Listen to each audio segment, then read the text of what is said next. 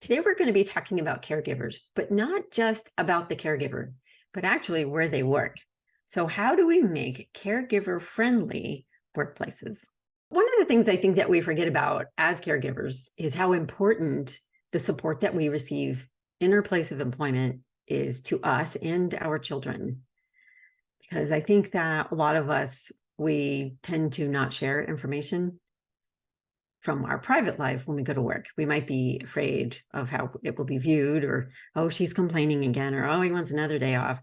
So, we kind of keep that to ourselves when in reality, a lot of our support system can come from work, especially if you're someone who works a lot of hours.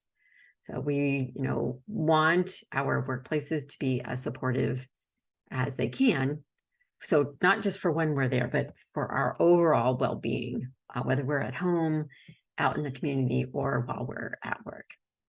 So some of the things that can really benefit us when we are talking about our workplaces is, which I think this first one is great, is important no matter where we are. So culture, right? In our educational system, we know that the culture of our child's learning environment to me, it is like number one. Because if you have a culture at your child's school that is segregationally minded, meaning, oh, those kids go over there, they go in that classroom, down the hall over there, they're not really with us, that's a really bad culture. And it does promote the culture of the school.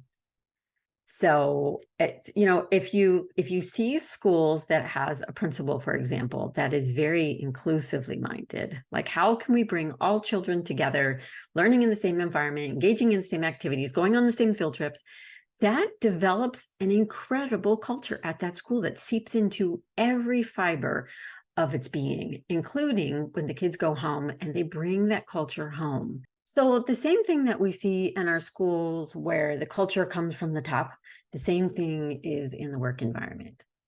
So that means that the supervisor, the manager, the owner, really everything that's going to happen, well, you guys know this, right?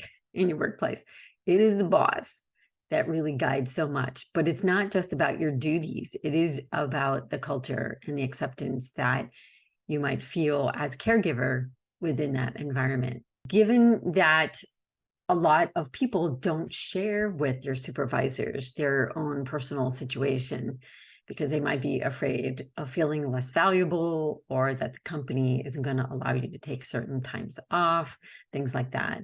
We want to make sure that there's open lines of communication. So there are ways for you as a family member or caregiver to be able to share the challenges that you face with your supervisor and not sound like you're asking for time off, right? What you don't want to do is not ever talk about your home life, but then keep asking for days off, because they're not going to understand why you need to have time off. Like, what are the needs that's going on in the home? But you also don't want to be a complete open book, because frankly, what's, if it's not their business, then of course you don't want to share. But I just wanted you to know that it's the whole culture of how you feel, how you're received, how the people at your office, how they interact with each other. So there are ways for different places of employment to gain more skills about how to be not only culturally responsible, because I think that word tends to be overused these days, but understanding the needs that you might have as a caregiver of a young child or an adult with autism. So flexibility, that kind of goes along with the first thing we talked about, right? So flexibility is at the heart of a caregiver-friendly workplace. Employee caregivers are not asking to be paid during times that they're not there, and understanding some of the challenges that might be faced by the workplace because the caregiver needs to go take care of their children. However, when people get the opportunity to take care of their children, then they're just more better off when they're back at the workplace, because then they know that everything has been resolved, their children are where they need to be, the support at home is in place. So by just any workplace telling people that they can't take time off or they can't participate in things that they have to, for instance, an IEP meeting. You guys know you can attend IEP meetings now online. So I have a lot of parents that will attend during their lunch break. So they're not taking time off of work. They're not going into a school for a few hours and then going into work. So that is a possibility. That was one of the things that came out really predominantly from COVID. I mean, in some school districts, it was being done before, but that was really limited. But now families can do that. You could have parent-teacher conferences online. It's like everything.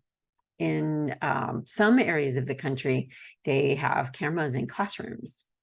And so if you have concerns about what's going on in your classroom, your child's classroom, you can even talk to administration about your concerns, of course, and then talking to them about video footage. So much is at your fingertips without you having to take time off work and be there.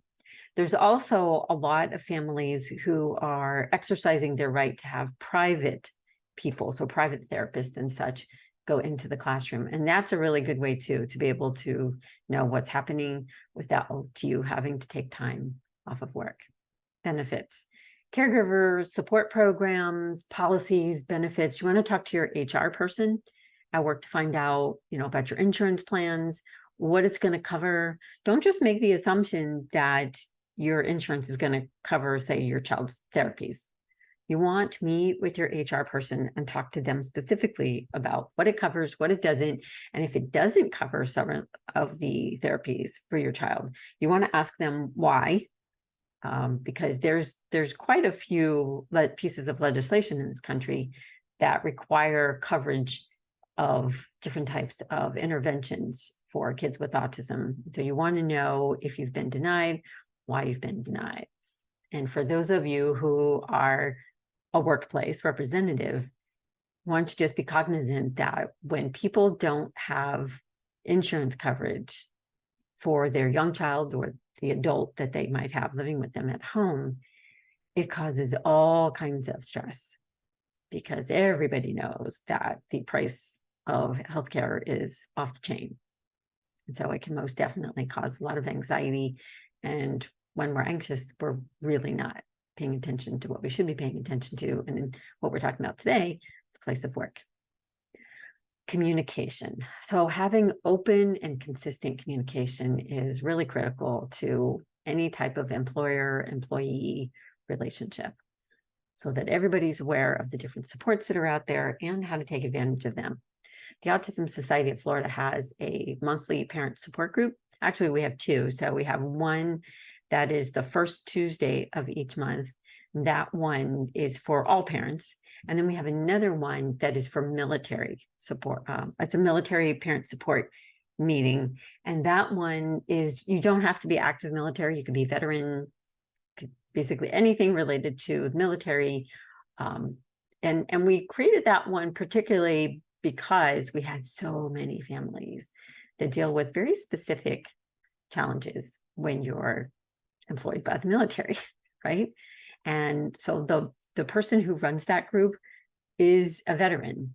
And so she is incredibly knowledgeable about not only the challenges, but the resources. There are so many resources, but sadly, that's from my perspective, most families that I meet, they have no idea about some of the benefits that they could be taking advantage of. Okay.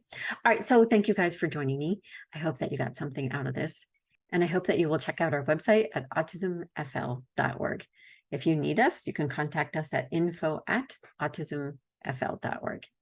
Okay. All right. Well, you guys have a great day, and I will see you again next time.